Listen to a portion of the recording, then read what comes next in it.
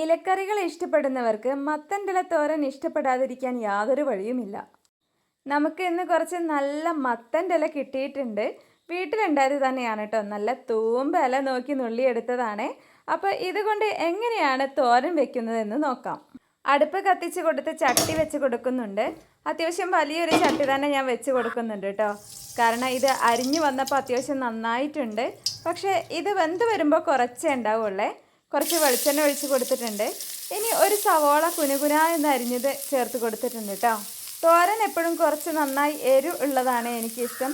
അതുകൊണ്ട് തന്നെ ഞാൻ കുറച്ചധികം പച്ചമുളക് എടുത്തിട്ടുണ്ട്. കാന്താരി മുളക് കിട്ടുകയാണെങ്കിൽ അതാണ് ഏറ്റവും ബെറ്റർ. പക്ഷേ ഇന്നിവിടെ കാന്താരി മുളക് ഇല്ലായിരുന്നു. അതുകൊണ്ട് പച്ചമുളക് തന്നെയാണ് കേട്ടോ എടുത്തത്.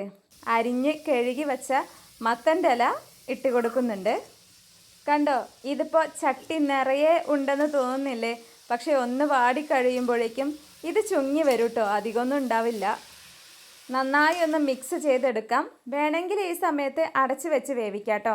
പക്ഷേ ഞാൻ ഇവിടെ അടച്ച് വെക്കുന്നില്ല. എനിക്ക് തോരനൊക്കെ നല്ല ഡ്രൈ ആയി കിട്ടുന്നതാണ് ഇഷ്ടം. ഇതുവരെ നമ്മൾ ഉപ്പ് ചേർത്ത് കൊടുത്തിട്ടില്ല. തോരനിലേക്ക് ആവശ്യമായ ഉപ്പ് കൂടി ചേർത്ത് കൊടുക്കുന്നുണ്ട് കേട്ടോ. ഇനി നാളികേരം കൂടി ചേർത്ത് കൊടുക്കാം. ഒരു അരമുറി നാളികേരം ചിരകിയത് ഞാനിവിടെ ചേർത്ത് കൊടുക്കുന്നുണ്ട്. ഇനി നന്നായി ഒന്ന് മിക്സ് ചെയ്തെടുക്കാം. മത്തൻ നമുക്ക് കടയിൽ നിന്നൊക്കെ വാങ്ങാൻ കിട്ടും.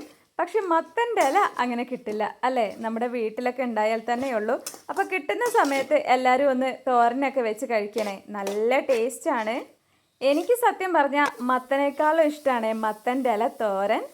ഒത്തിരി നേരം വേവിക്കേണ്ട ആവശ്യമൊന്നുമില്ല. ഇത് പെട്ടെന്ന് തന്നെ വെന്ത് കിട്ടും കേട്ടോ. ഏകദേശം ഒരു 10 മിനിറ്റോളം മാത്രമേ ഇതിന് വേവുണ്ടാവുള്ളൂ. അപ്പോൾ നമ്മുടെ മത്തൻ്റെ ഇല തോരൻ ഇവിടെ റെഡി ആയിട്ടുണ്ട്.